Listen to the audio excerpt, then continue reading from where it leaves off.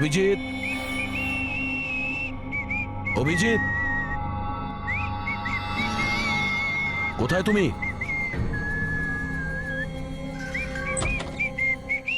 অভিজিৎ, অভিজিৎ, ওই শুনতে পাচ্ছ না?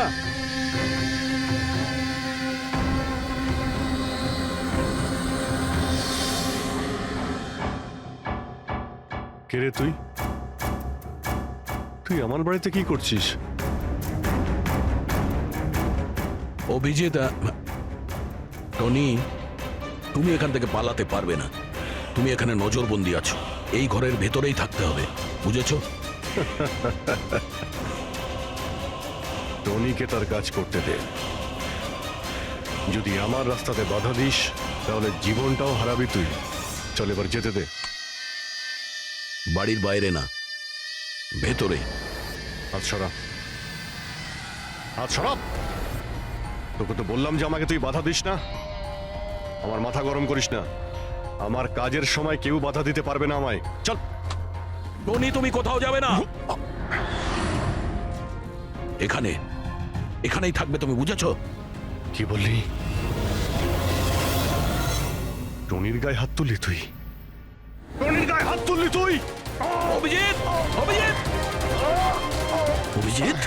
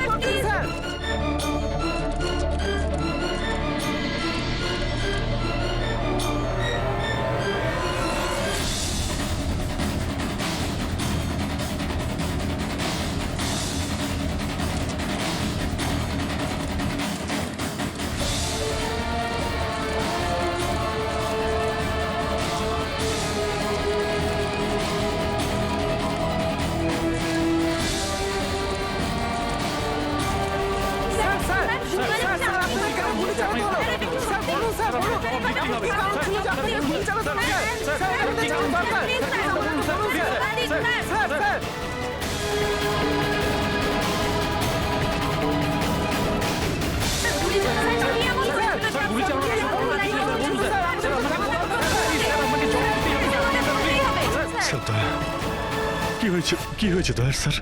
এরা বলছে যে আমি নাকি ওকে গুলি করেছি। ওরা মিথ্যে বলছে, আমি জানি যে দয়া।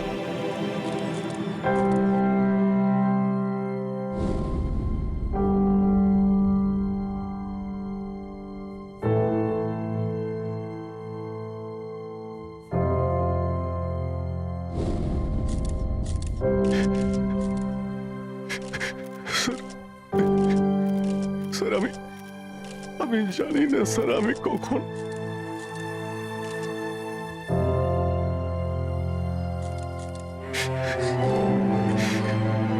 দয়া,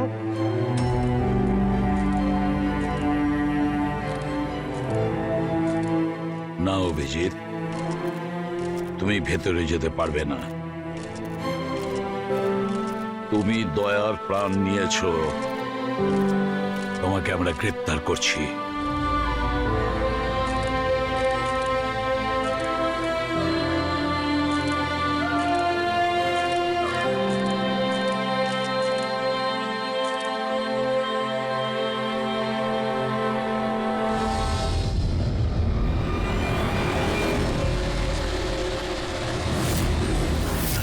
স্যার, যার খুন হয়েছে তার নাম ডিকে, একজন প্রাইভেট ডিটেকটিভ। ওর কাজের লোক লাশটা দেখেছে সকালে।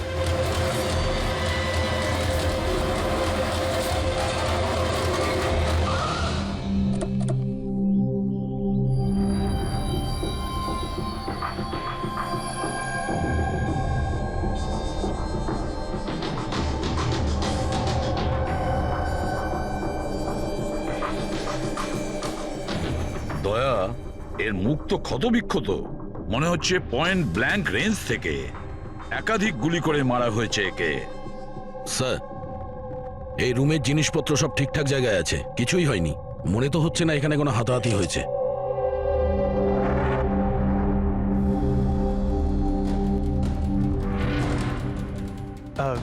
স্যার স্যার এই কাভার্ড আর লকার তো খোলা আছে, আর সব জিনিসপত্র নিজের জায়গায় আছে।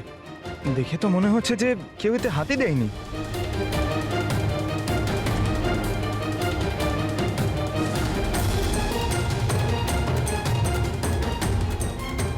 স্যার, টাকার গয়না যেকে সেই আছে। মনে হয় উনি যা চাইছিল সেটা পেয়ে গেছে। স্যার, গুলি।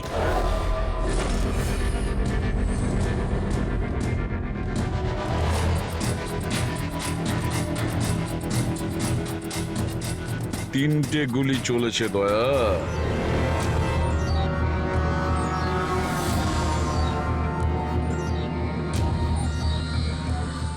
স্যার, হ্যাঁ বলো ফেডরিক। স্যার, এই জানলাটার কাঁচ সরানো হয়েছে, তার মানে খুনি এখান থেকেই পালিয়েছে। হ্যাঁ, একটা কাজ করো ফেডরিক, এখান থেকে ফিঙ্গারপ্রিন্ট তোলো। স্যার, হ্যাঁ দয়া। ডিকের মোবাইল ফোনটা দেখুন স্যার। মরার আগে ডিকে কোনো সঞ্জয়কে 3 বার কল করেছে। সঞ্জয়? ওই সঞ্জয়কে আপনি চেনেন? না সাহেব। রাত 1টা থেকে 2:30-এর মধ্যে 3 বার। সঞ্জয়ের ডিটেল বের করো।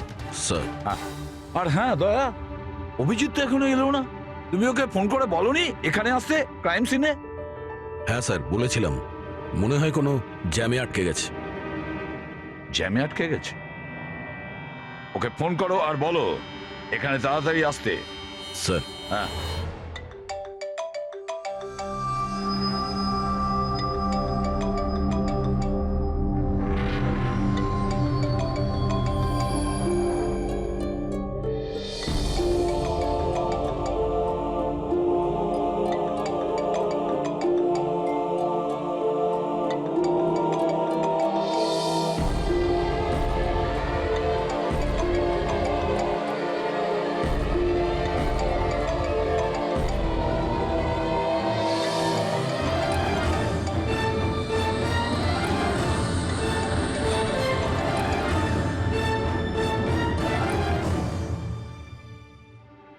হ্যাঁ দয়া, অভিজিৎ কি বলছে? কোথায় ও? স্যার, মানে ওর শরীর খুব একটা ভালো না স্যার। ও ডাক্তারের কাছে যাবে, তারপর ওখান থেকে সোজা বিউরোতে যাবে। কোনো প্রবলেম আছে? না স্যার, কোনো প্রবলেম নেই। বুঝতে পারছি না, অভিজিৎ দিল্লি থেকে আসার পর কেমন অদ্ভুত আচরণ দেখছি ওর মধ্যে।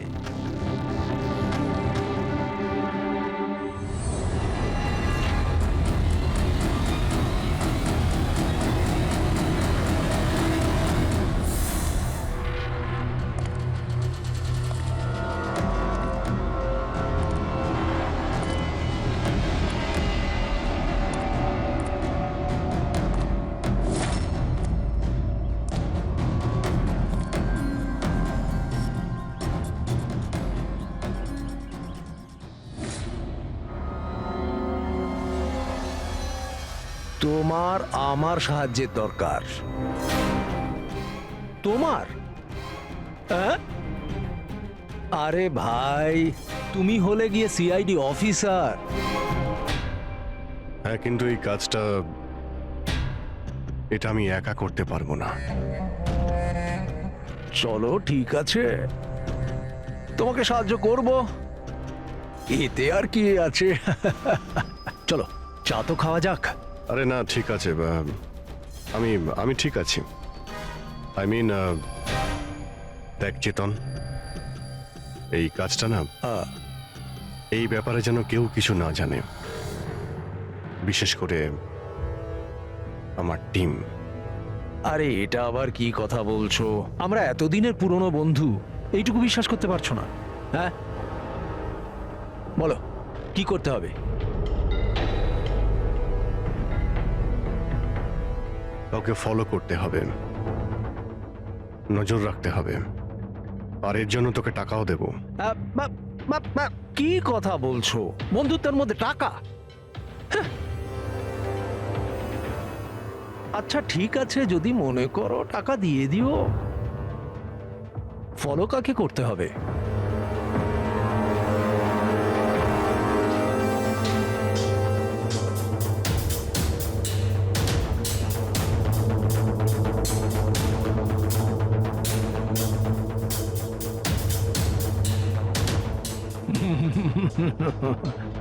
অভিজিৎ, মনে হচ্ছে তুমি ভুল করে ভুল ছবি দিয়ে দিয়েছো।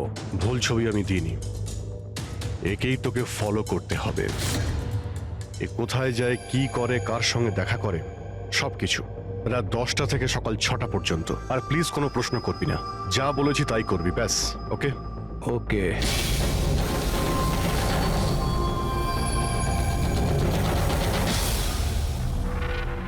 হয় অভিজিৎ পাগল হয়ে গেছে, না হলে বিরাট বড় কোনো গেম চলছে।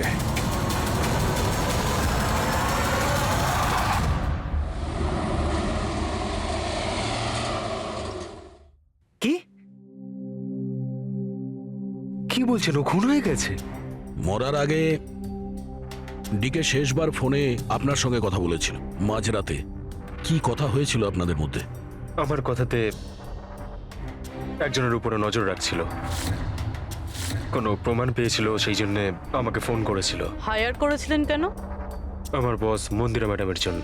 মন্দিরা? কুমার জুয়েলার্সের ওনার, বিখ্যাত পেজথি সেলিব্রিটি। আশা করি আপনারা ওই দিল্লির কেসটার ব্যাপারে নিশ্চয়ই জানেন বোধহয়। ও হো হো হো হো, মন্দিরা কুমার, মন্দিরা দেবী।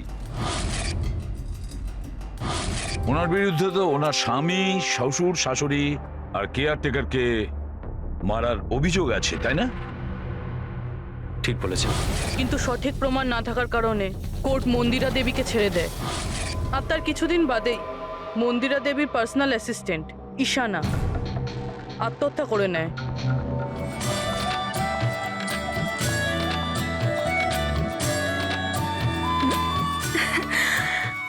তুই হাই, আজও লেট হয়ে গেলি না? তাড়াতাড়ি যা, সঞ্জয় স্যার তোর ওয়েট করছে কখন থেকে। ও গড, সঞ্জয় স্যার তো তাড়াতাড়ি কেন চলে আসলেন? এসেও পড়েছেন আর খুব রেগে আছেন। মাই গড, তুই আমার ব্যাগটা সামলা, আমি এক্ষুনি আসছি।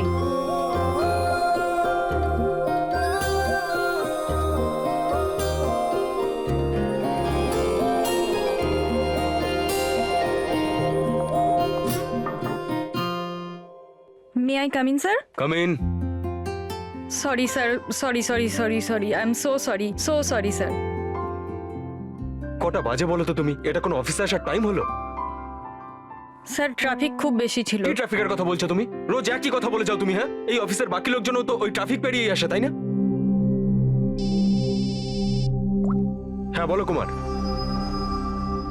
না না, 30শে ডিসেম্বরের আগে কিচ্ছু করা সম্ভব নয়। আরে তুমি তো এটা জানো যে 30শে ডিসেম্বরে মন্দিরা ম্যাডামের একটা ইভেন্ট রয়েছে মুম্বাইতে, তার আগে কিছুই করা সম্ভব নয়। হ্যাঁ হ্যাঁ।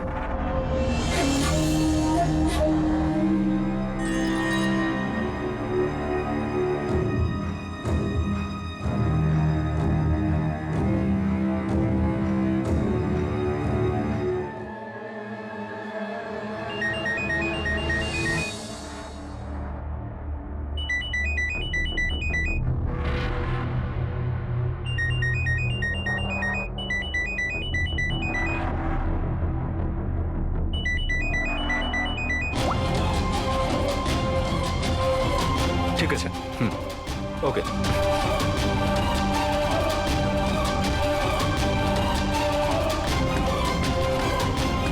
কি হলো? হ্যাঁ, কি হয়েছে নাকি? বাইরে ওভাবে কি দেখছো?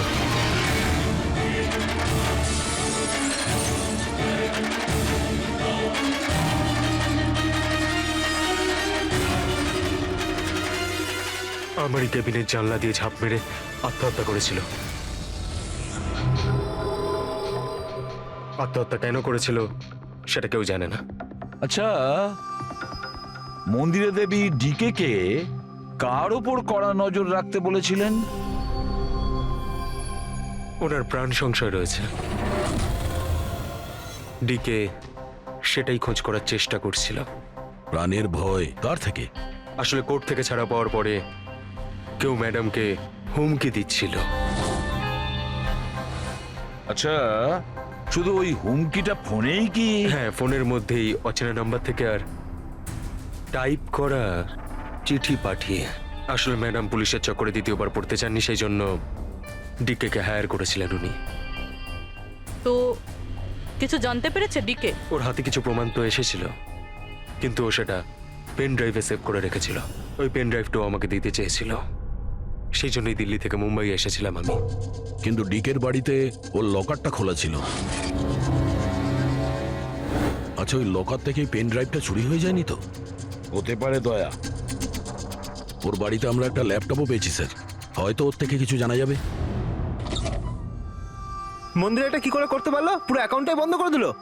নিজেকে কি মনে করেন উনি? সবকিছু কি ওনার ইচ্ছা মতো হবে নাকি? এনারা কারা? সিআইডি। আমরা ওই ডি মানে সঞ্জীবের সঙ্গে দেখা করতে এসেছি। আপনারা দুজন কে? স্যার, ইনি Kaira, mister Kumar, I mean Mandira ম্যাডামের মেয়ে। ও, স্যার, আর ইনি ম্যাডামের রিলেটিভ মিস্টার সুবীর। আমরা মন্দিরা ম্যাডাম আর ওর ফ্যামিলির সঙ্গে কবে দেখা করতে পারবো? কারণ ওদের প্রাণ রক্ষা করার দায়িত্ব এখন আমাদের ওপর। ইনফ্যাক্ট মন্দিরা ম্যাডাম, কায়রার কাকাতো দাদা শেখর আর ওনার স্ত্রী সবাই আজ রাতেই আসছেন। 30শে ডিসেম্বর কুমার্স জুয়েলার্সের একটা বড় চ্যারিটি ইভেন্ট রয়েছে, তাতে পার্টিসিপেট করার জন্য। তাহলে ঠিক আছে, কালকে সকালেই দেখা হবে।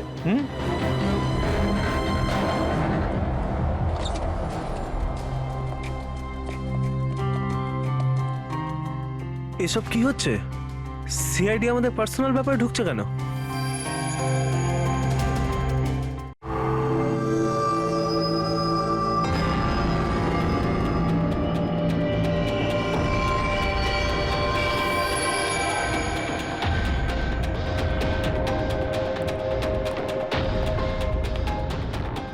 Good morning sir. Good morning. Hello sir, এখন কেমন আছেন আপনি? Murder investigation sir, private detective ডিকের স্যার। বাড়িতেই মারা গেছে স্যার। এটা পুরো কেস ফাইল স্যার।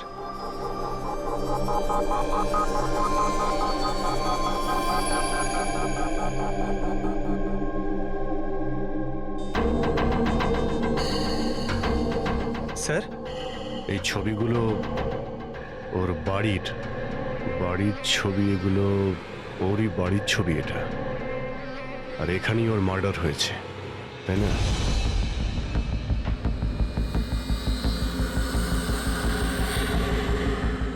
হ্যাঁ, এখানেই ওর মার্ডার হয়েছে। পঙ্কজ, ঘুরিয়ে কেন জিজ্ঞেস করছেন? আমরা এইমাত্র তো সেটাই বললাম। সেটাই তো স্যার।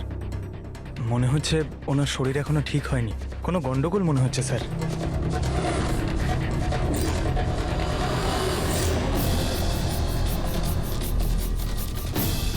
অভিজিৎ,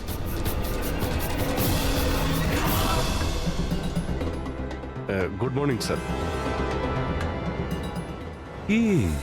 কি হয়েছে তোমার? হ্যাঁ, কোন জগতে ছিলে?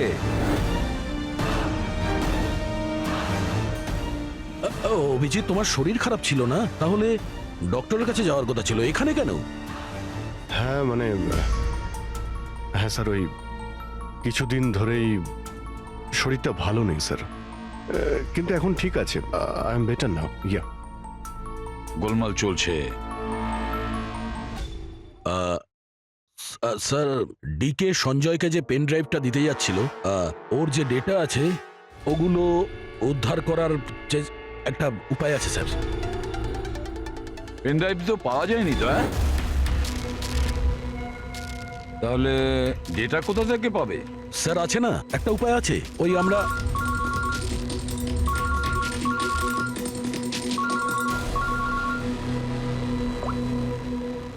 হ্যাঁ, বলো সরুকে। হ্যাঁ,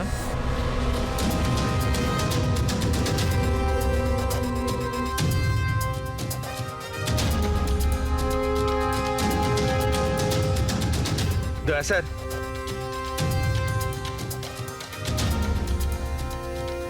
স্যার অভিজিৎ স্যারের শরীর এখনো ঠিক মনে হচ্ছে না। কেন? স্যার, ওনাকে কেসের ব্যাপারে বোঝাচ্ছিলাম, কিন্তু উনি আমাদের কথা শুনছিলেনই না। খুব বেখেয়ালি ছিলেন স্যার। ফ্রেডি স্যার, মন্দিরের ব্যাপারে সব ডিটেলস বের করতে হবে। নিউজ পেপারে, টিভিতে যাই এসেছে সব।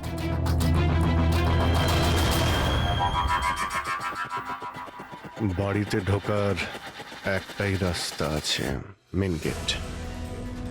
চাবি ডিকে আর ওর বাড়ির মেডের কাছে থাকে। বাথরুমের জানালা, তার মানে খুনি বাথরুমের জানালার কাঁচ খোলে আর ভিতরে ঢোকে, আর তারপর অভিজিৎ ক্রাইম সিনে ছিলই না, আর এখানে তো বাথরুমের কোনো ফটোও নেই। তাহলে ও এগুলো কি করে জানলো? অভিজিৎ আমার কাছে কিছু লুকোচ্ছে, কিন্তু কি?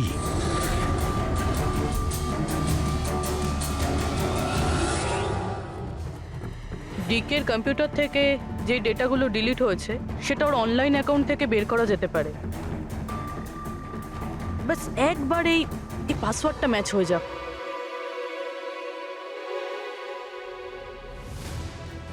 কিছুদিন ধরেই শরীরটা ভালো নেই স্যার, কিন্তু এখন ঠিক আছে, আই এম বেটার না। স্যার, ওনাকে কেসের ব্যাপারে বোঝাচ্ছিলাম, কিন্তু উনি আমাদের কথা শুনছিলেনই না। খুব বেখেয়ালি ছিলেন স্যার।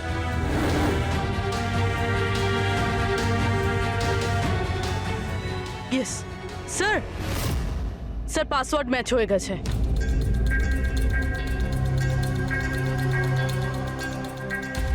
স্যার, এতে তো ভিডিও রয়েছে, চেক করি। স্যার, এটা তো ডিকের কম্পাউন্ডের ভিতরের ফুটেজ। এর মানে ওখানে সিসিটিভি ক্যামেরা আছে? আছে না, ছিল। আমাদের পৌঁছানোর আগেই কেউ বার করে নিয়েছে। কিন্তু বের কে করেছে? অন্য ভিডিওটা দেখো।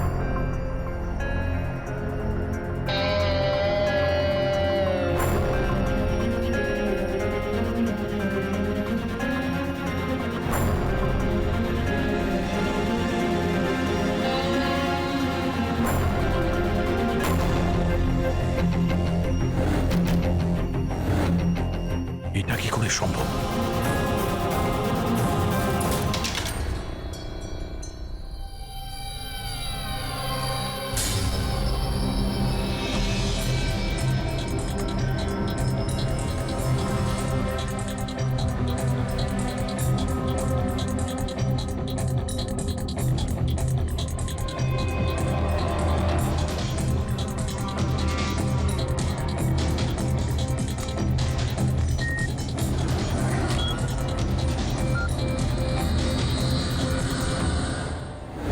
ডক্টর সালুকে আপনি খুব ভালো করে ক্রস চেক করেছেন তো? মানে বন্দুক তো আমাদের কাছে নেই, তাই বলছিলাম কোথাও কোনো ভুল? না দয়া, কোনো ভুল নেই। আমি একবার নয় 10 বার ক্রস চেক করেছি। মানছি যে বন্দুকটা আমাদের কাছে নেই, কিন্তু বন্দুকের রেকর্ড তো আমাদের কাছে আছে। সেই গুলিটা যা দিয়ে ডিকেকে মারা হয়েছে, সেই গুলিটা ওর বন্দুক থেকেই চলেছিল। গুলির প্যাটার্ন, গুলির উপর লেগে থাকা চিহ্ন, সবকিছু এইটাই প্রমাণ করছে যে সেটা অভিজিতেরই বন্দুক। স্যার, স্যার গুলি অভিজিতের বন্দুক থেকে চলেছে, কিন্তু তার মানে তো এটা নয় যে অভিজিৎ গুলিটা চালিয়েছে।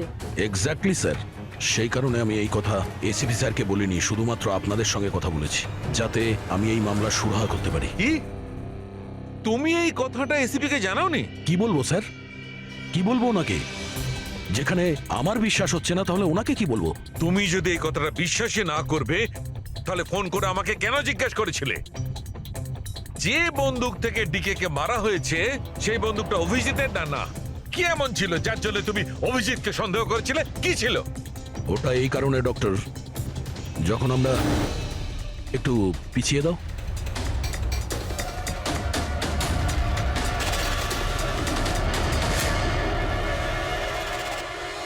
অভিজিৎ ডিকের বাড়িতে, আর দয়া তারপরেও তুমি অভিজিৎকে বাঁচানোর চেষ্টা করছো? দেখো দয়া, অভিজিৎ আর তোমার বন্ধুত্বকে আমি খুবই শ্রদ্ধা করি, তার কদরও করি, কিন্তু ডিউটি, নিজের দায়িত্ব, সব সম্পর্ক সব বন্ধুত্ব থেকে বড় হয় না। আর এই কথাটা নিশ্চয়ই আমি তোমাকে বুঝিয়ে বলতে যাব না। স্যার পোক্ত কোনো প্রমাণ ছাড়া অভিজিৎ স্যারকে সন্দেহ। এটা প্রমাণ নয় তো কি পুরবি? অভিজিৎ ডিকের বাড়িতে ঢুকেছিল, এটা যদি প্রমাণ নয় তো কি পুরবি? অভিজিৎ স্যার ডিকের ঘরে গেছিল সেটা আমরা দেখেছি, কিন্তু উনি ডিকে কে মেরেছেন এটা তো আমরা দেখিনি। স্যার এটাও তো হতে পারে ওনার বন্দুক দিয়ে ডিকে কে অন্য কেউ মেরেছে। হতেই পারে, এটা হতে পারে যে অভিজিতের বন্দুক দিয়ে ডিকে কে অন্য কেউ মেরেছিল, কিন্তু এই অবস্থায় অভিজিতের বন্দুকটা অভিজিতের কাছে থাকার কথা নয়। তোমাদের কি অভিজিৎ এ কথা বলেছে? ও কি বলেছে যে ওর বন্দুকটা হারিয়ে গেছে? বন্দুক হারিয়ে যাওয়ার কোন রিপোর্ট দেখিয়েছে?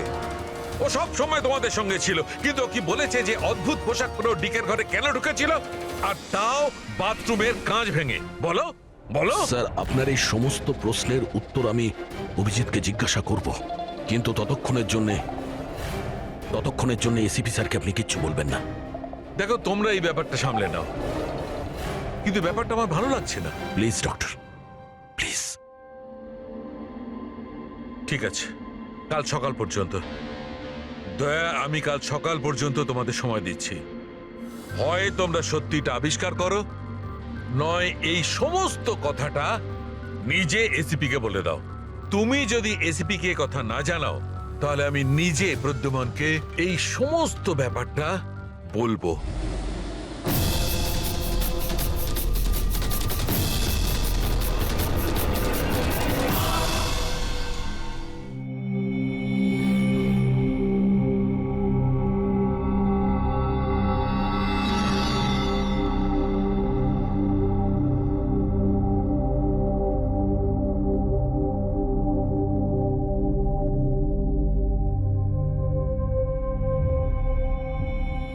আধ ঘন্টার বেশি হয়ে গেল, 10টা থেকে 10:30 হয়ে গেল, এখনো আসেনি। সারা রাত মনে হয় অপেক্ষা করতে হবে।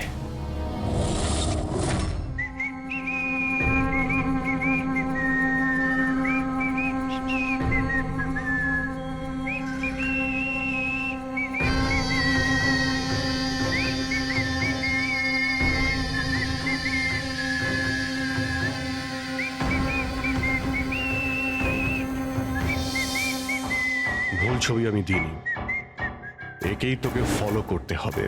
এ কোথায় যায়, কি করে, কার সঙ্গে দেখা করে, সবকিছু। রাত 10টা থেকে সকাল 6টা পর্যন্ত। এটা অভিজিৎ? ওর কি হলো? এরকম সেজেছে কেন?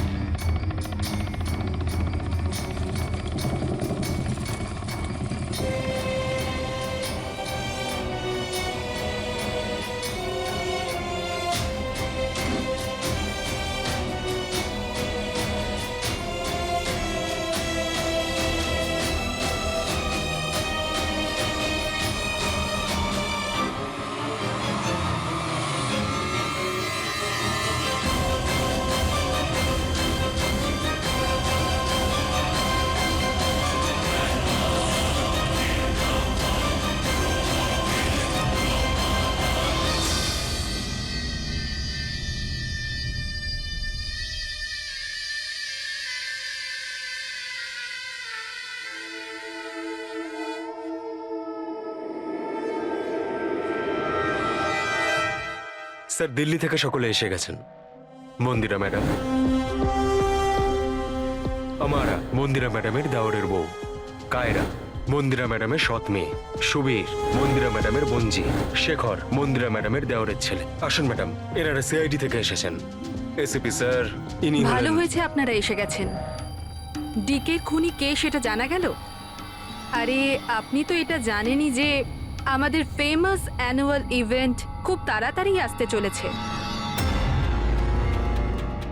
আই হোপ যে আপনি আমার সিকিউরিটির সব ব্যবস্থাই করে রেখেছেন। দেখুন, আপনি আমাকে ভুল ভাববেন না, কিন্তু আমি কোনো চান্স নিতে চাইছি না অ্যাকচুয়ালি। এই ইভেন্টটা আমার কাছে খুব বেশি ইম্পর্ট্যান্ট, কিন্তু আমার প্রাণের থেকে বেশি নয়। আপনি কি মনে করেন আপনি আমাকে সিকিউর রাখতে সক্ষম হবেন? আর ডিকের কেসটায় কিরকম কি প্রগ্রেস হলো? আসল খুনির ব্যাপারে কিছু জানা গেল? ওসব আপনার জানার দরকার নেই মন্দিরা দেবী। মেইন হলো আপনার নিরাপত্তা, সেটা দায়িত্ব আমাদের। কি চমৎকার! বৌদি, আপনার ভয় লাগছে মন্দিরা দেবীর? যাকে আইনও কিছু করতে পারলো না, মানতে হবে তাকে যে আপনাকে ভয় পাইয়ে দিয়েছে। মনে হয় ও জানে না ইনার ব্যাপারে যে ইনি কি কি করতে পারেন। আপনিও কি মনে করেন আমি আমার স্বামী আর বাকি সবাইকে মেরে ফেলেছি? দেখুন, আপনার বিরুদ্ধে যে অভিযোগই থাকুক না কেন, সেটাতে আমাদের কিছু যায় আসে না। কোর্ট আপনাকে রায় দিয়েছে, আর আমরা কোর্টের রায়কে যথেষ্ট সম্মান করি। আপনি শুধু এটা বলুন, আপনি কাকে সন্দেহ করেন? কে এমন আছে যে আপনাকে মারতে চায়? সন্দেহ? হ্যাঁ, সন্দেহ। না না না, আমি কাউকেই সন্দেহ করছি না। বরং আমার এটা পুরো বিশ্বাস যে আমি মারা যাওয়ার পরে এরা সবাই খুব খুশি হবে, আর আমাকে মেরে ফেলার ষড়যন্ত্রেও এদের মধ্যেই কারো হাত আছে। And I am very sure যে ঈশানার আত্মহত্যাতেও এদের মধ্যেই একজনের হাত আছে। এবার আপনিই বলুন, এত ভালো প্রিয় আত্মীয় পরিজনরা থাকতে আমার শত্রুর কি দরকার? মম প্লিজ, তুমি আবার এই নিজের ইমোশনাল ড্রামাটা শুরু করো না। এখানে কোনো ক্রিমিনাল নেই যে তোমাকে মারতে চায়। রাইট। নিজেকে নির্দোষ ভাবা আর অন্যকে দোষী মনে করাটা, এটা তো বৌদির পুরনো অভ্যেস। আই সোয়ার, আমি তো এই গল্পটাকে বিশ্বাসই করি না। কে মারতে চায় তোমায়? আর কারা হুমকি দিচ্ছে? কোথায় আছে সে হুমকি দেওয়া লেটারগুলো? হ্যাঁ মন্দিরা দেবী, সেটা কোথায়? ওটা আমার মনে নেই, আমি ফেলে দিয়েছি। সি, আই নিউ যে তুমি এটাই বলবে। So convenient. ব্যাস, অনেক হয়েছে। আপনারা একে অপরকে দোষারোপ করা বন্ধ করুন। তবে একটা কথা খুব ভালো করে মনে রাখবেন, আমরা সবাইকে সন্দেহ করি। তাই সবাইকে বলছি, তার মানে হলো আপনাদের সবাইকে সন্দেহ করি, আপনাদের সবাইকে। আর একটা কথা, আমাদের পারমিশন ছাড়া আপনারা এই শহর ছেড়ে যেতে পারবেন না। কেউ শহর ছেড়ে যাবেন না। আর যদি দরকার পড়ে আমরা দ্বিতীয়বার তাকে ডেকে নেব। Thank you very much. Thank you.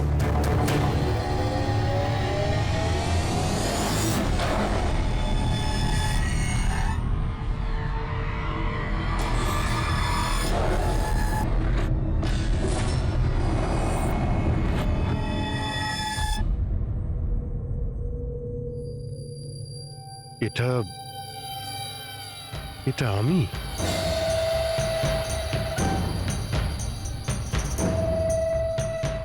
এই পোশাক পরে ঘুরছিলাম? এই পোশাক তো রোজ আমার ওয়াশিং মেশিনে ধোয়া হয়।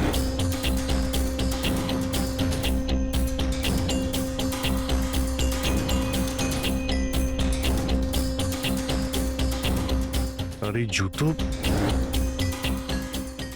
এগুলো এত নোংরা যেন আমি পরেছি, কিন্তু আমার মনেই নেই যে এই পোশাক আমি কখন পরেছি। সত্যি আমার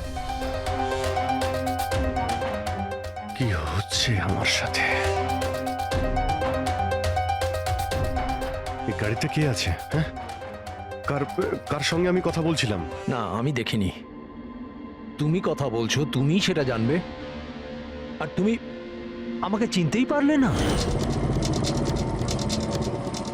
আরে এই, তোর যদি সুইসাইডই করার হয় তাহলে তুই অন্য কোনো বড় গাড়ির সামনে জানা, আমার সামনে কেন এসেছিস? কিভাবে কথা বলছো? এরকম সেজে ঘুরছো কেন তুমি? এই, ইট ইজ মাই স্টাইল, টনির স্টাইল। তুই কে? আমি কে? আমাকে চেনো না? হ্যাঁ? আর এই টনিটাকে? আরে টনি আমি আবার কে? আরে অভিজিৎ, দেখো, কোনো কেসের জন্য তুমি যদি এরকম করে থাকো আমাকে বলে দাও, এভাবে ভয় দেখিও না। আচ্ছা আচ্ছা, কে অভিজিৎ? কিসের কেস? আর তুই কি বলছিস কিছুই আমার মাথায় ঢুকছে না। আমার নাম হলো টনি। টনির সঙ্গে পাঙ্গা নিবি না, বুঝেছিস? সরে যা আর আমাকে যেতে দে, চল।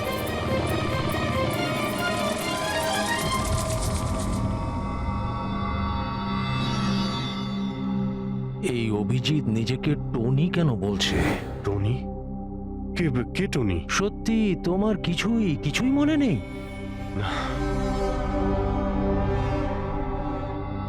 আমার কিছুই মনে নেই, সত্যি বলছি আমি। তার মানে তুমি গাড়িতে ওদের সাথে কথা বলছিলে, তারপরে তুমি গেস্ট হাউসের ভেতরে গেলে। Guest house? হ্যাঁ, তার কিছুক্ষণ পরে তুমি বাইরে এলে। আমি গেস্ট হাউসের ভিতরে গেলাম? ভিতরে গিয়ে আমি কি করলাম? হ্যাঁ, তুই দেখেছিস কিছু করেছিলাম আমি? আমি কি করে দেখবো? আমি তো বাইরে ছিলাম না। সব কি হচ্ছে? আমাকে ওখানে যেতে হবে। কোথায়? গেস্ট হাউসের নাম কি? হ্যাঁ,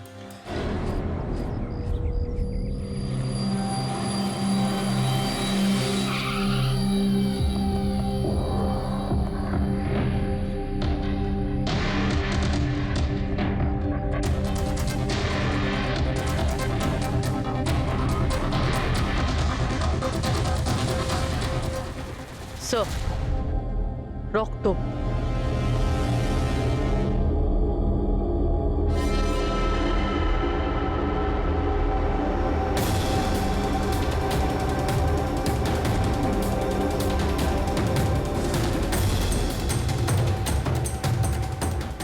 অভিজিৎ,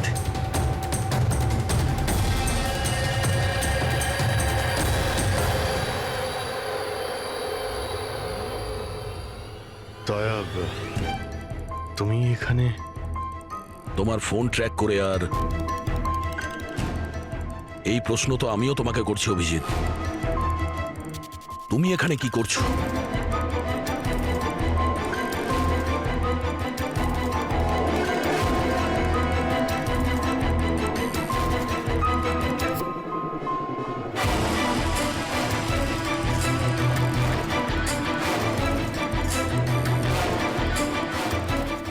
না, এটা আমি আমি আমি বলছি দয়া, এখানে এখানে কি হয়েছিল?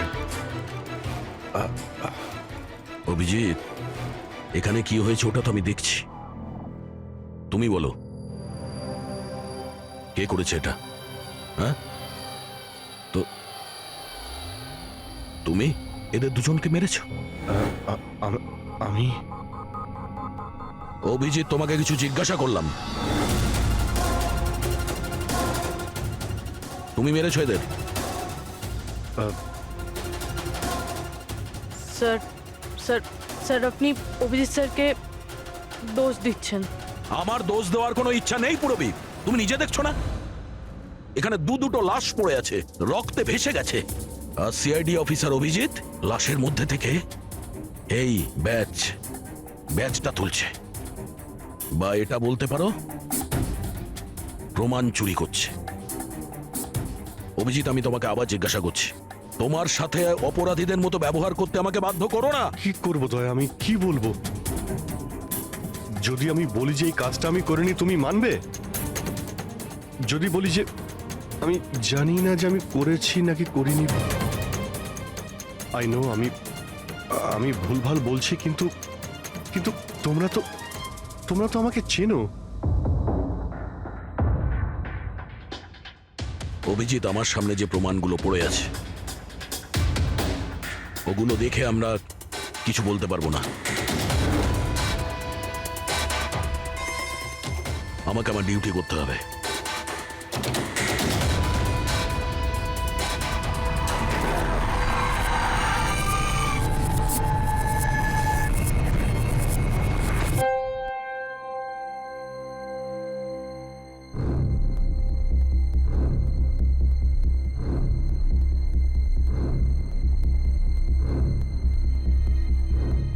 অভিজিৎ, এতক্ষণ ধরে একের পর এক জিজ্ঞেস করে যাচ্ছি তোমাকে, কিন্তু কোনো উত্তর দিচ্ছ না তুমি।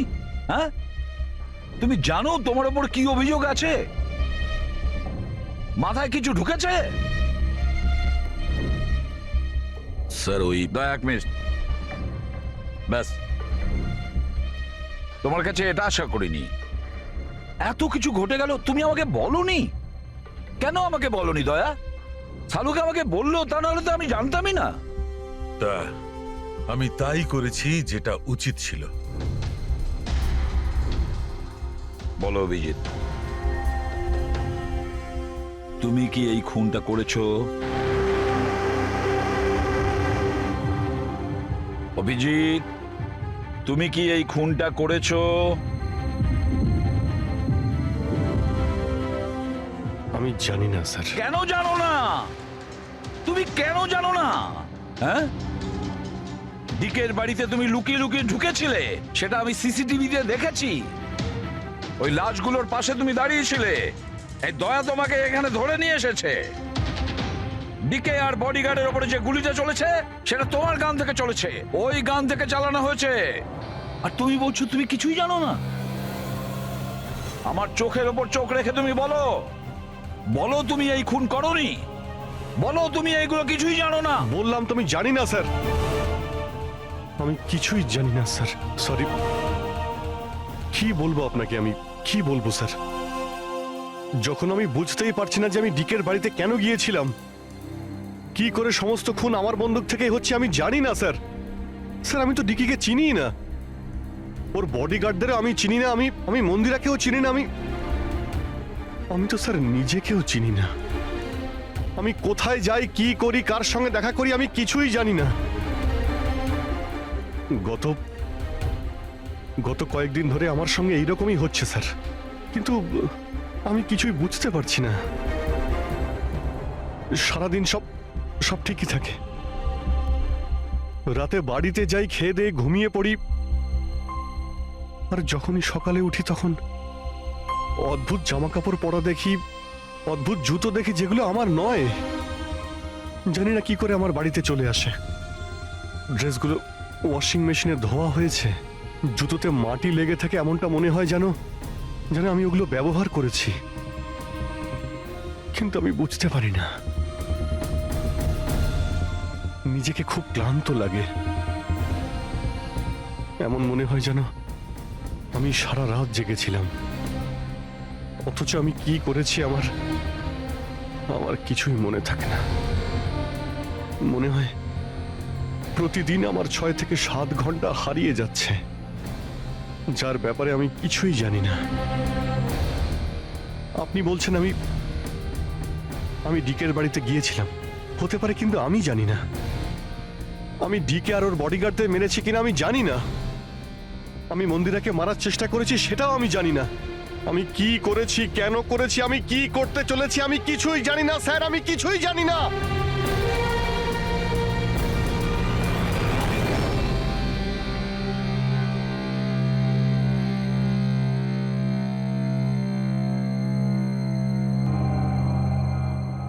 দেখো অভিজিৎ,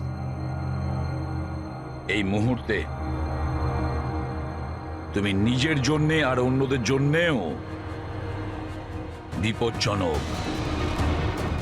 আমি তোমাকে একা ছাড়বো না, আমি তোমাকে নজরবন্দি রাখবো, আর দয়া তোমার ওপর নজর রাখবে।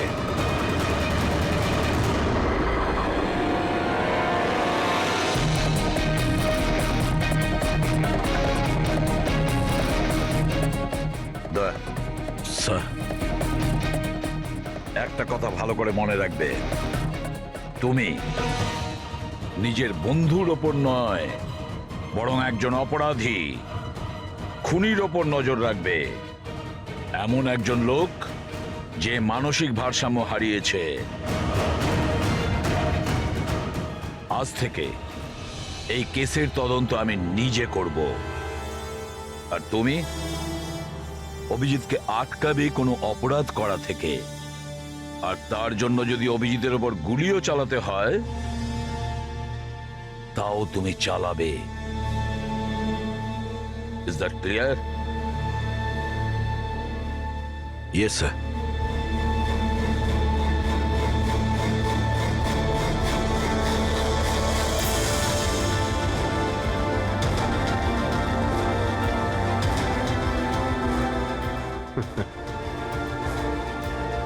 হাত করা পড়িয়ে দাও ভাই। শুনলে তো, মানসিক অবস্থা ঠিক নেই আমার। কখন কি করে বসি কিছুই জানি না। আটকাও আমায়, আমার হাতে আরো একটা অপরাধ হওয়ার আগে। আটকাও আমায় ভাই। আপনাদের অফিসার, আপনাদের সিনিয়র সিআইডি অফিসার আমারই প্রাণের পিছনে পড়ে রয়েছে, আর উনি তাদেরকেও মেরে ফেলেছেন যারা আমার সিকিউরিটিতে ছিল। আর আপনি নিশ্চিন্ত হয়ে বলছেন ভয় পাওয়ার কোনো কারণ নেই। ও আপনারই চোখের সামনে সবাইকে মেরে ফেলছে, তা সত্ত্বেও আপনি বলে যাচ্ছেন যে ভয় পাওয়ার কোনো কারণ নেই। আশ্চর্য! আপনি শুধু এটা বলুন, আমি আপনাদেরকে আর কি করে বিশ্বাস করব? আজ আপনাদের একজন অফিসার সিরিয়াল কিলার বেরিয়েছে, কাল আবার অন্য কেউ বেরিয়ে আসবে। মন্দিরা দেবী, অনেক হয়েছে, অনেক কথা বলে ফেলেছেন। আমাদের ইন্সপেক্টর অভিজিৎ একজন সৎ এবং সাহসী অফিসার। নিজের দেশকে রক্ষা করার জন্য, সাধারণ মানুষের রক্ষা করার জন্য নিজের প্রাণও দিতে পারে। সে কোনোদিন খুনি হতে পারে না। হ্যাঁ, ওর বিরুদ্ধে অভিযোগ আছে, তিনটে খুনের অভিযোগ আছে। আপাতত এটা প্রমাণিত হয়েছে যে অভিজিৎ নিজের মানসিক ভারসাম্য হারিয়েছে। ও কি করছে ওর মনেই থাকে না, কার সঙ্গে দেখা করছে, কি বলছে, আর যখন নর্মাল হয়ে যায় কিছুই মনে থাকে না। তার মানে এই নয় যে ও একজন খুনি। আমি জোর দিয়ে বলতে পারি যে আপনার জীবন বিপন্ন, আর তাও আপনার এই আত্মীয় স্বজনদের কারণে। এক্সকিউজ মি, সব প্রমাণ আপনাদের অফিসারের বিরুদ্ধে পাওয়া গেছে, আর সন্দেহ আপনারা আমাদেরকে করছেন? হ্যাঁ, আমি সবাইকে সন্দেহ করছি। উনি তো আপনারই অফিসার, আপনি তো ওকেই বাঁচাবেন। এই তিনটে খুনই কিন্তু ইন্সপেক্টর অভিজিতের গান থেকে চলা গুলিতেই হয়েছে। আর আপনি বলতে চাইছেন যে এই কাজটা আমাদের মধ্যে কেউ করে থাকতে পারে? আরে আমাদের কাছে আপনার ওই অফিসারের গানটা কোথা থেকে আসবে? শেখর বাবু, খুব তাড়াতাড়ি আমরা খোঁজ নিয়ে নেব যে ইন্সপেক্টর অভিজিতের গান আপনার কাছে কিভাবে গেল। আর মন্দিরা দেবী, আপনাকে একটা রিকোয়েস্ট করি, 30শে ডিসেম্বর আপনার যে ইভেন্টটা আছে সেটা ক্যান্সেল করবেন না। এই একটাই সুযোগ আছে খুনিকে ধরার জন্য, কারণ খুনি ওই ইভেন্টে নিশ্চয়ই আসবে।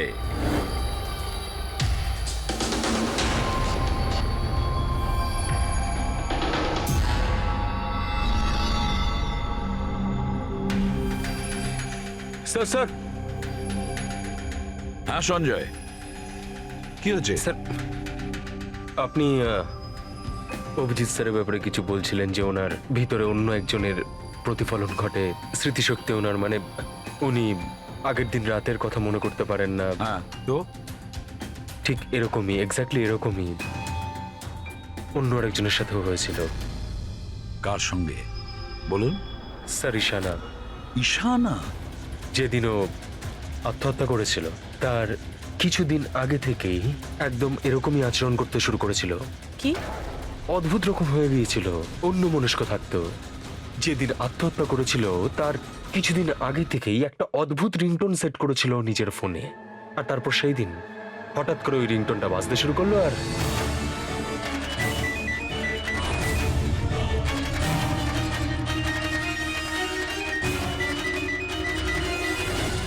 স্যার ওকে দেখে মনে হচ্ছিল ও যেন নিজের মধ্যেই নেই। স্যার, অভিজিৎ স্যারও তো দিল্লি থেকে ফেরার পর এইভাবেই বিহেভ করছে।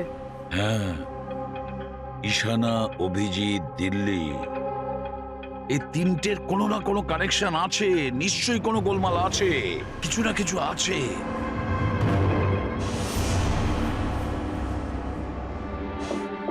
কফি। আরে খেয়ে নাও ভাই, কিছুই মেশাইনি। আমি এখানেই আছি, পালিয়ে যাচ্ছি না। অভিজিৎ, তুমি এই কথাগুলো লুকিয়েছো কেন আমাদের থেকে? লুকোতে হয়েছিল ভাই, কি করব আমি?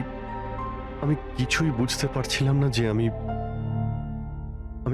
কি করব, আমার সঙ্গে কি হচ্ছে। যেখানে আমি নিজেই কনফিউজ, আমি সেখানে কি বলবো তোমাকে? সেই জন্য, আর কোনো ব্যাপার নয়। আমার ওপর ভরসা ছিল না নাকি? আমাকে যোগ্য ভাবনি যে আমি তোমার কোনো সাহায্য করতে পারি? কি ভাই, এসব কি বলছো তুমি? ব্যাপারটা এরকম নয়। তাহলে বলনি কেন? আমার তো মনে হচ্ছে আমি তোমাকে চিনি না। এই মুহূর্তে আমি যার সঙ্গে বসে কথা বলছি সে অভিজিৎ নাকি অন্য কেউ?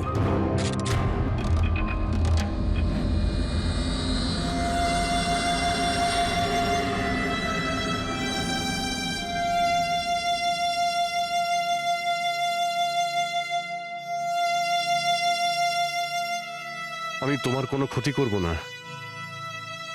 অভিজিৎ হই বা টনি। স্বপ্নেও তোমার কোনো ক্ষতি করব না। বন্দুক দেখানোর দরকার নেই। বিষয়টা তা নয় যে তুমি আমার কোনো ক্ষতি করবে। বিষয় এটা যে আমি এখানে শুধুমাত্র আমার ডিউটি করছি, আর আমি কোনো চান্স নিতে চাই না।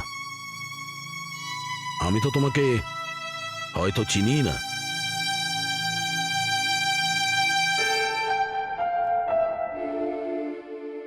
ঠিক আছে, তুমি যখন বুঝতেই পারছো না আর কি বলবো।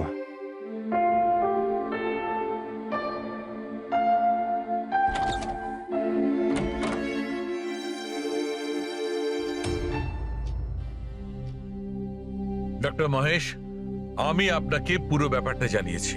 এবার আপনি বলুন আপনার কি মনে হচ্ছে? দেখুন,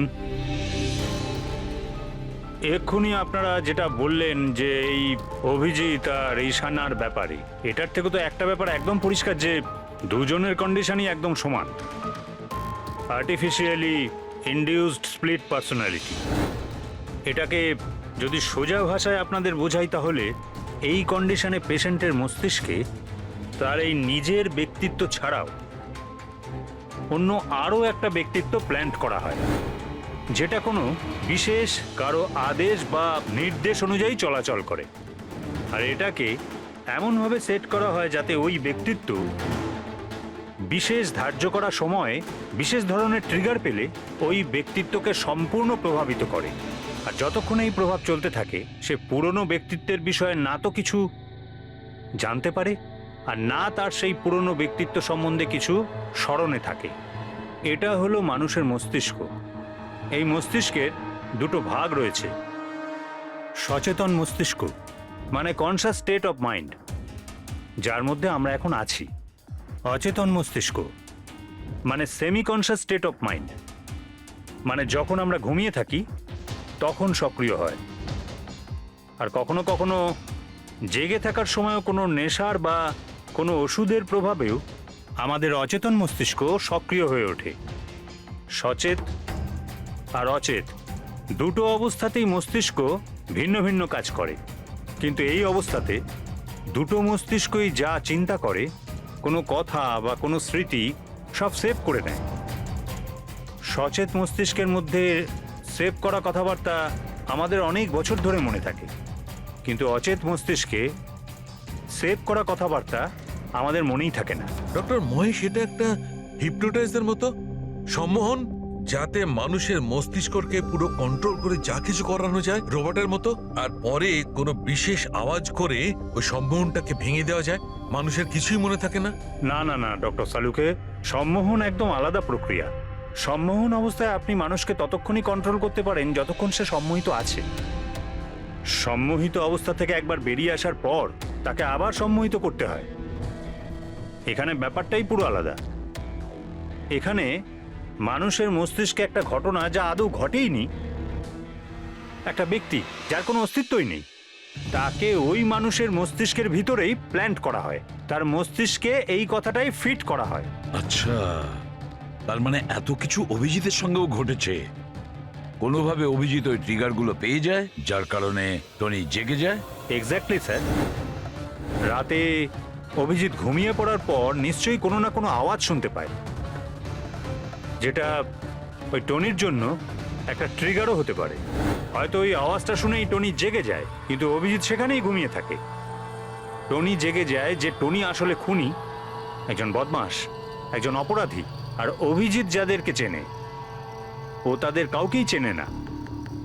যদি এটাই হয়তো অভিজিতের ভেতরে টনিকে কোনোভাবে কমেন্ট দেওয়া হয়েছে মন্দিরাকে মেরে ফেলার জন্য, তাহলে 30শে ডিসেম্বর ইভেন্টে টনি এর পরিণাম দেখতে চায়। মন্দিরাকে মেরে ফেলার চেষ্টা করবে 2 দিন পরেই, 30শে ডিসেম্বর।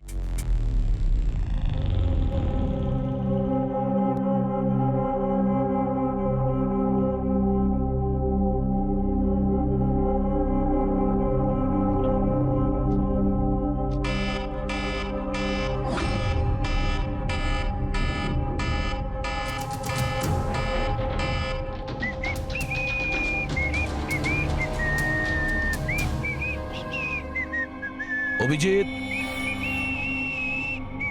অভিজিৎ, কোথায় তুমি?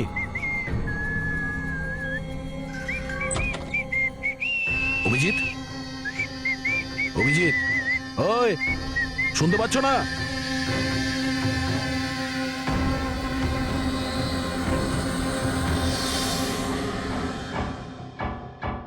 কে রে তুই? তুই আমার বাড়িতে কি করছিস? অভিজিৎ, টনি, তুমি এখান থেকে পালাতে পারবে না। তুমি এখানে নজরবন্দি আছো, এই ঘরের ভেতরেই থাকতে হবে, বুঝেছো? টনিকে তার কাজ করতে দে। যদি আমার রাস্তাতে বাধা দিস তাহলে জীবনটাও হারাবি তুই। চল এবার যেতে দে। বাড়ির বাইরে না, ভেতরে। হাত সরা, হাত সরা। তোকে তো বললাম যে আমাকে তুই বাধা দিস না। আমার মাথা গরম করিস না। আমার কাজের সময় কেউ বাধা দিতে পারবে না আমায়। চল। টনি, তুমি কোথাও যাবে না, এখানে, এখানেই থাকবে তুমি, বুঝেছো? কি বললি? টনির গায়ে হাত তুললি তুই? টনির গায়ে হাত তুললি তুই? অভিজিৎ, অভিজিৎ, অভিজিৎ,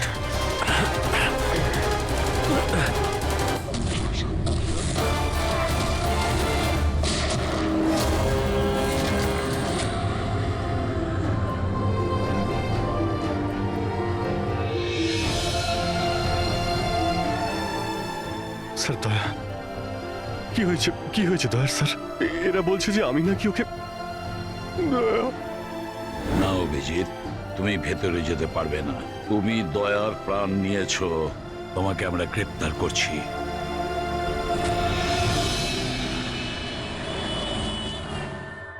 ঈশানার ফোন রেকর্ডে ডক্টর তানিয়ার নাম কয়েকবার এসেছে। আপনাদের মধ্যে কেউ চেনে ডক্টর তানিয়াকে? আত্মহত্যা করার আগে উনি ডক্টর তানিয়ার সাথে দেখা করেছিলেন কি? এই ডক্টর তানিয়া কোনো ডেন্টিস্ট নয় তো? মারা যাওয়ার আগে ঈশানা কয়েকবার একজন ডেন্টিস্টকে দেখিয়েছিল। আমার নাম তো মনে নেই, কিন্তু হতে পারে ইনিই সেই। যতদূর আমার মনে হয় ইনি কোনো ডেন্টিস্ট তো নন। কিছুদিন আগে সিআইডি অফিসার অভিজিৎ এখানে ছিল। Yes ma'am. ওই পুরো সপ্তাহে এখানে যারা যারা ছিলেন তার পুরো লিস্ট আমার চাই। আর ওনার থাকার সময় এই লবিতে থাকা সিসিটিভি ফুটেজও চাই।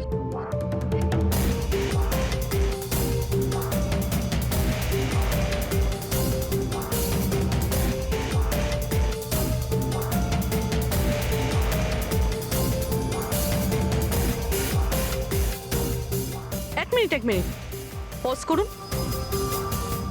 এই মহিলাকে যার সাথে অভিজিৎ স্যার কথা বলছে? পুরবি, এই লিস্টটাতে ডক্টর তানিয়ার নাম আছে। উনি এখানেই ছিলেন যতদিন অভিজিৎ স্যার এখানে ছিলেন। মনে হচ্ছে ওই মহিলাই। কি নাম এই মহিলার? ম্যাম ডক্টর তানিয়া সপ্তাহখানি ধরে এখানেই ছিলেন। স্যার, এই তানিয়ার সাথে দেখা করতেই হবে। স্যার, তানিয়া মুম্বাইয়ের প্যারাডাইস হোটেলে রয়েছে। টিকিট পাবো না আমি মানেটা কি? লুক, আমাকে এক্ষুনি ইন্ডিয়া থেকে বাইরে যেতে হবে। Do you understand? Yes. Doctor Tania? হ্যাঁ, আপনি কে? ঈশানার বন্ধু, সিআইডি অফিসার পুরবী।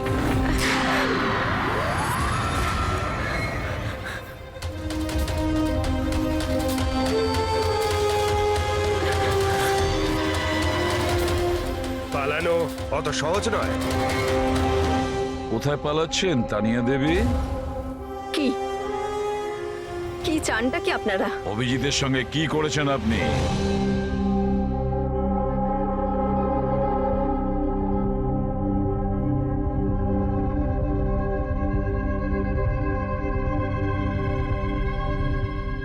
ঈশানা আর অভিজিতের ব্রেনের ওপর আমি এক্সপেরিমেন্ট করেছি। ঈশানাকে আত্মহত্যা করার জন্য আর অভিজিৎকে একটা মার্ডার করানোর জন্য আমি প্রোগ্রাম করেছিলাম। কিভাবে কিভাবে সেই প্রোগ্রামটা করেছেন? আর্টিফিশিয়ালি ইলিউশন স্প্লিট পার্সোনালিটির সাহায্যে আমি দুজনের ব্রেনটাকে সেট করি, আর নিজের সেট করা শিডিউলের অনুযায়ী এই দুজনকেই এরকমভাবে প্ল্যান করেছি যে কোনো রকমের আওয়াজ হোক বা রিংটোন বাজুক, আর যখনই আওয়াজ হোক না কেন ওদের সমস্ত অর্ডারগুলি মানতে হবে যে কোনো উপায়ে। ওই ফোন নাম্বারটা যেখান থেকে ওনার কাছে ফোন আসে, কার নাম্বার সেটা? ওটা একটা পিসিও নাম্বার। ঈশানাই আমাকে এই নাম্বারটা দিয়েছিল অভিজিতের ব্রেনে ফিট করার জন্য। কি বললেন আপনি? কি বললেন আপনি? অভিজিৎকে এসব করার জন্য ঈশানা আপনাকে বলেছে? হ্যাঁ। আর ঈশানা যে আত্মহত্যা করেছে সেটা কি? সেটার কারণ কি? ওটা আসলে ঈশানা নিজেই বলেছিল আমাকে করতে। হোয়াট? হ্যাঁ, বলেছিল তো ঈশানাই, বাট আই এম শিওর নিশ্চয়ই এর পেছনে কোনো না কোনো কারোর হাত আছে, যার বিষয়ে আমি জানি না। কেন? সে কেন এগুলো করবে? হয়তো ওর কোনো দুর্বলতা ছিল। যে করেই হোক অভিজিৎকে ওই পরিস্থিতি থেকে বের করতে হবে। নিয়ে চলো একে। চলো। ও বাইরে বেরোতে পারবে না। কেন? আমি অভিজিতের ব্রেনকে প্রোগ্রাম করেছি। সম্মোহন নয়, যে ইচ্ছে হলো আর ভেঙে দিলাম। আমি অভিজিতের ব্রেনের মধ্যে একটা খুনিকে প্ল্যান করেছি, টনিকে। এটাই হলো সেই আর্টিফিশিয়ালি ইনডিউস পার্সোনালিটি, যেটা আর কোনোদিনও বাইরেই আসবে না। আমি যদি চাই তাহলেও অভিজিৎকে কোনোদিন বাইরে বের করতে পারবো না, কিন্তু আমি যদি এরকমটা করি হয়তো অভিজিৎ পাগল হয়ে যাবে বা ও মারাও যেতে পারে। মানে যখনই ট্রিগার হবে টনি মন্দিরাকে মেরেই ছাড়বে, আরও ততক্ষণ থামবে না যতক্ষণ না সত্যিকারের মেরেই ফেলছে মন্দিরাকে। আর এসবের মধ্যে যে আসবে সেই মারা যাবে। মন্দিরাকে মারার জন্য ট্রিগারটা কি? কি ট্রিগার আছে অভিজিতের জন্য? ঈশানার কেসে ট্রিগার ছিল একটা রিংটোন, আর অভিজিতের কেসে ট্রিগার হলো একটা রিমাইন্ডার টোন, একটা বিশেষ ধরনের বিপ, যেটা আমি অভিজিতের মোবাইলে সেট করে দিয়েছি। হ্যাঁ, অভিজিৎ মন্দিরাকে কিভাবে মারবে? কি প্রোগ্রাম সেট করেছো তুমি বলো? ততক্ষণ মন্দিরাকে ছুরি দিয়ে স্ট্যাপ করতে থাকবে যতক্ষণ না ও মন্দিরের অনেক রক্ত দেখে ফেলছে। কটা নাগাদ প্রোগ্রাম সেট করা হয়েছে? 10টা নাগাদ। মাই গড, 2 ঘন্টা বাকি আছে। গ্রেফতার করো একে।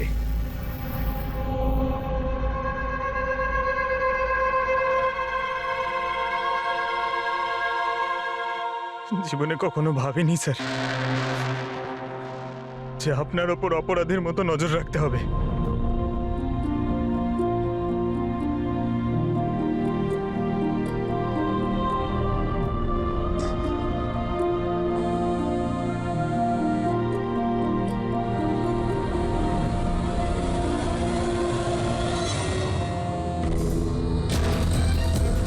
পঙ্কজ, ড্যাম ইট, ফোনটা ধরো।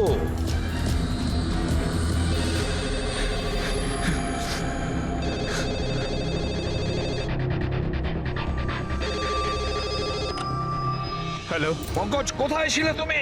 মোবাইলটা ধরোনি কেন? সরি স্যার, আমার ফোন সাইলেন্টে ছিল। স্যার আমি এখানেই আছি অভিজিৎ স্যারের কাছে। শোনো আমার কথা, এক্ষুনি তুমি অভিজিতের ফোনটা সুইচ অফ করো। কি স্যার? ফোন সুইচ অফ করবো? ওর ফোন সুইচ অফ করো যেভাবে আমি বলছি, এখনই, এই মুহূর্তে। অভিজিৎ স্যারের ফোন স্যার। সহজ প্রশ্ন করো না, যা বলছি তাই করো। অভিজিতের ফোন বন্ধ করো। দেখো, হাতে আমাদের সময় নেই। অভিজিৎ যে কোনো সময় খুনি হয়ে যেতে পারে। যাও তাড়াতাড়ি। না না,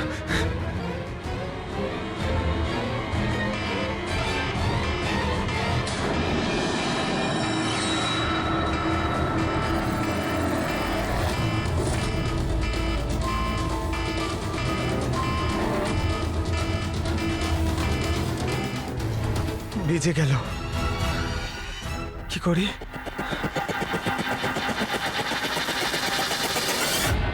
অভিজিৎ স্যার, অভিজিৎ স্যার কোথায় গেলেন? Abhijit sir, Abhijit sir,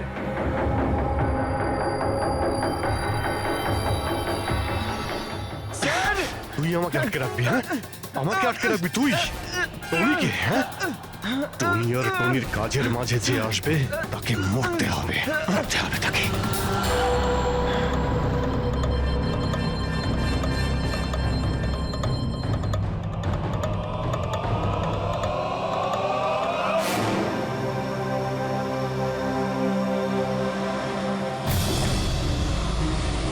sir, এখানেই চ্যারিটি ইভেন্টটা হবে।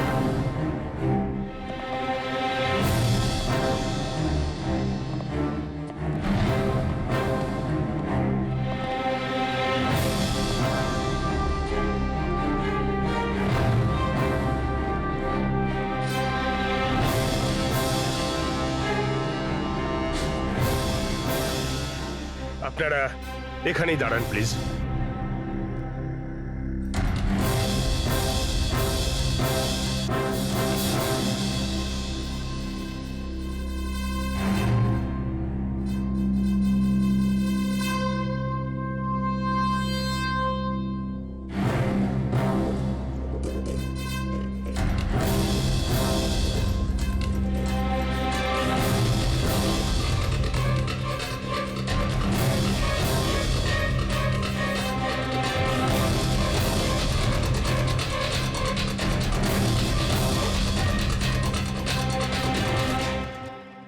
হ্যালো লেডিস অ্যান্ড জেন্টলম্যান, প্রত্যেক বছরের মতো এই বছরের সন্ধ্যাটাও খুবই গুরুত্বপূর্ণ।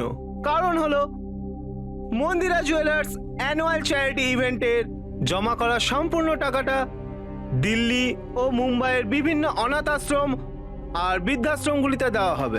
একবার জোরে হাততালি ডিকেসি চ্যারিটির জন্য। প্রত্যেক বছরের মতো এই বছরও আমাদের প্রধান অতিথি আছেন।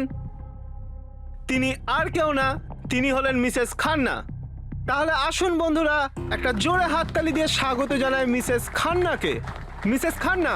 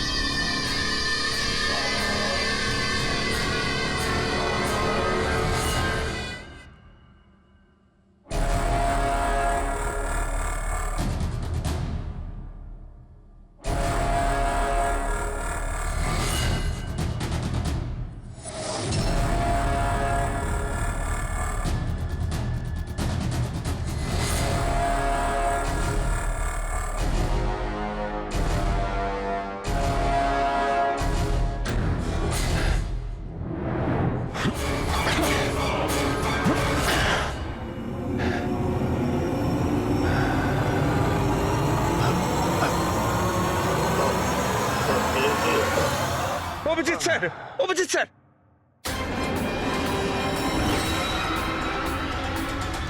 Sir, sir, lights on, sir, sir, Abhijit ঠিক আছে? স্যার, স্যার, ওকে তাড়াতাড়ি নিয়ে চলো, তাড়াতাড়ি এসো।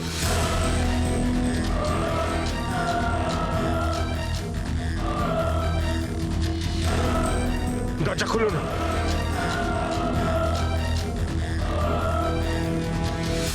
মন্দিরা দেবী, টনি তার মিশন কমপ্লিট করেছে, মন্দিরা দেবীকে মারার। আর আমাদেরকে ভরসা করার জন্য আপনাকে অসংখ্য ধন্যবাদ। আপনারা সবাই আমাকে এখানে আনলেন কেন? আমার তো এখন স্টেজে থাকা উচিত। ম্যাডাম, আমাদের একটা প্ল্যান আছে। প্ল্যান? রবি,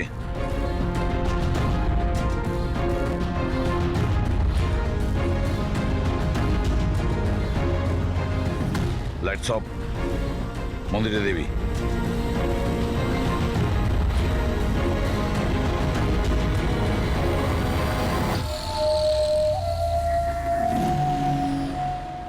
আর আপনার প্রশংসা না করে পারছি না। Thank you. মম, তুমি ঠিক আছো তো?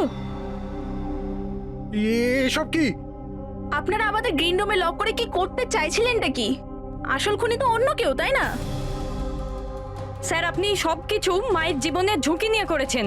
যদি সত্যিই মায়ের কোনো ক্ষতি হয়ে যেত তাহলে? এতে তো সত্যি ভীষণ বড় রিস্ক ছিল স্যার, বাট আই হোপ এবার বিপদ কেটে গেছে। বিপদ এখনো কাটেনি, কারণ এই খেলার আসল মাস্টার মাইন্ড এখনো ধরা পড়েনি। গল্প এখনো অনেক বাকি আছে।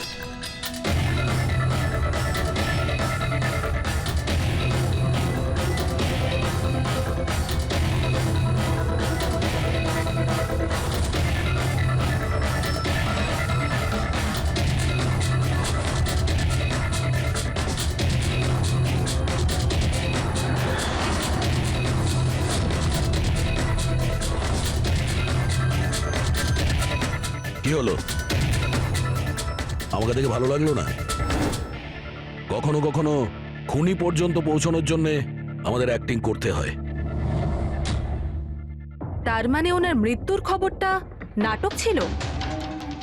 আমার মৃত্যুতে খুনি খুব খুশি হয়েছিল যে ও জিতে গেছে, আর ওই সুযোগটাই আমরা কাজে লাগিয়েছি। আমরা মন্দিরা দেবীকে বাঁচানোর চেষ্টা করছিলাম, আর দয়া মাস্টার মাইন্ডের পিছনে লেগেছিল। কিন্তু আসল মাস্টার মাইন্ডটা কে?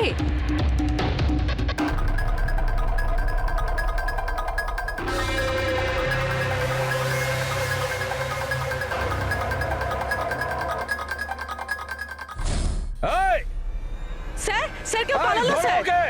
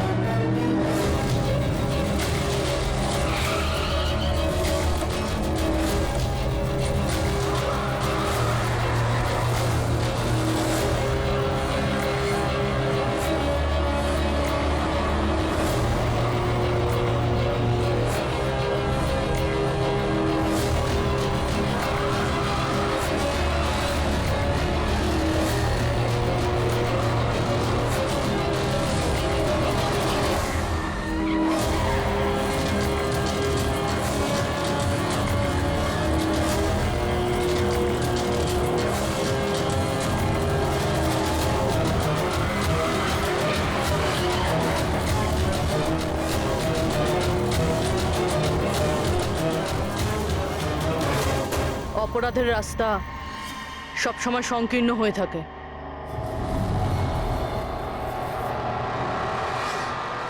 তুমি এটাই ভাবছো যে আমরা কি করে জানলাম যে তুমি খুন করেছো? আমরা তো এটা জানতাম যে এই মাস্টার মাইন্ড মন্দিরা দেবীর নিজেরই কোনো লোক। তাই আমার মৃত্যুর পরে আমি সব থেকে আগে এটা খোঁজ নিয়েছি যে আপনাদের মধ্যে কে সে যে অভিজিৎকে চিনতো বা দেখা করেছেন। তারপরে আমার মনে এলো যে ক্রাইম ব্রাঞ্চের সেমিনারের জন্য অভিজিৎ দিল্লি গিয়েছিল। ওই সেমিনারে আসা লোকেদের লিস্ট যখন আমি দেখলাম তখন জানলাম যে কায়রাও গিয়েছিল। ক্রিমিনাল সাইকোলজির স্টুডেন্ট কায়রা। আর তানিয়াকে জিজ্ঞাসাবাদ করার পরে আমরা জানতে পারলাম যে ঈশানাই এই সমস্ত কাজ করতে বলেছে। ওই সময় ঈশানার মা সরকারি হাসপাতালে অ্যাডমিট ছিলেন, আর তার কিছুক্ষণের মধ্যেই ঈশানার মাকে বেসরকারি হাসপাতালে যেখানে অ্যাডমিট করা হয়েছিল সেখানকার পুরো খরচ মিস কায়রা করেছিল।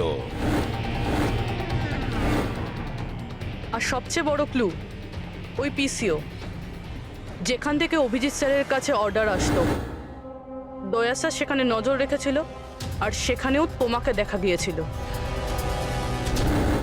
ওকে ফাইন,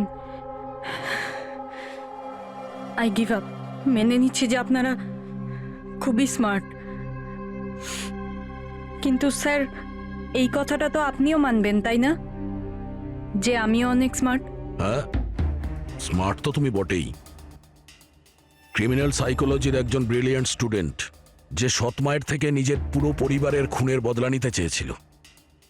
লোকেদের মস্তিষ্ক নিয়ে খেলা করা আর তাদের নিজের চক্রব্যূহে ফাঁসানো, এটাই এনার বিশেষত্ব। তাই আমি ভাবলাম যে এনাকে এনারই পদ্ধতিতে মেরে দিলে কেমন হয়। সেই কারণেই আমি ঈশানার সাথে দেখা করি আর তারপর ডক্টর তানিয়ার সাহায্য নিই।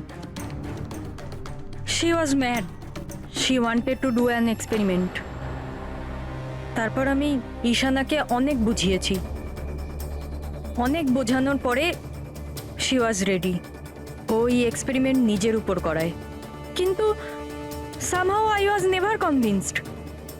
আমি সবসময় কনফিউজ ছিলাম যে ওই এক্সপেরিমেন্টটা করতে পারবে না।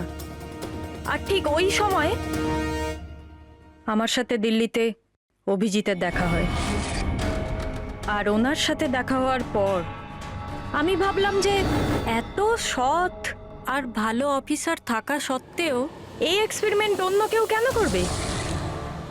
তারপর আমি আর ডক্টর তানিয়া অভিজিৎকে ব্যবহার করি।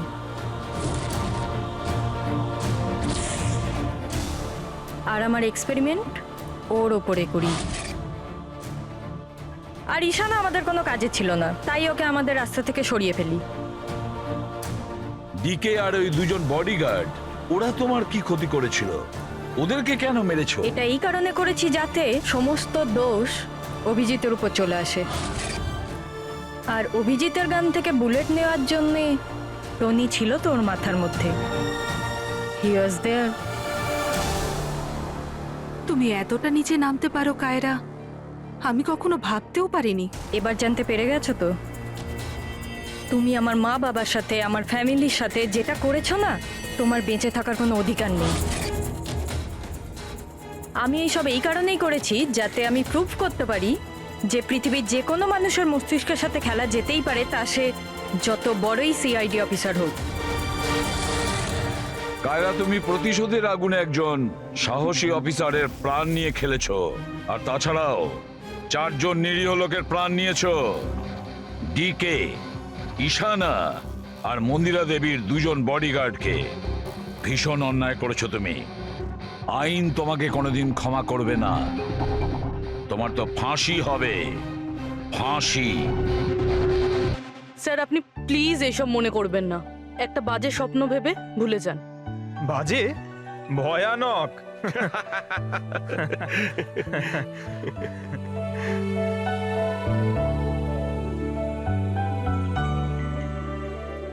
বস, হ্যাঁ বলো সালুকে, বলো। কেস তো সলভ হলো? হ্যাঁ, কেস তো সলভ হলো, কিন্তু কিন্তু কি? বস, অভিজিতের মস্তিষ্কে যে টনিকে প্ল্যান্ট করা হয়েছিল, সেই উদ্দেশ্যটা সফল হয়েছে।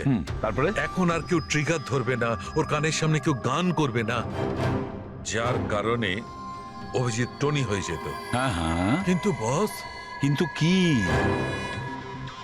বস, কথাটা এই, টনি অভিজিতের মস্তিষ্ক থেকে কখনো যাবে না। কি? টনি অভিজিতের পার্সোনালিটির অংশ হয়ে গেছে বস। কেউ জানে না যে কবে, কখন, কোথায় সামনে এসে যাবে।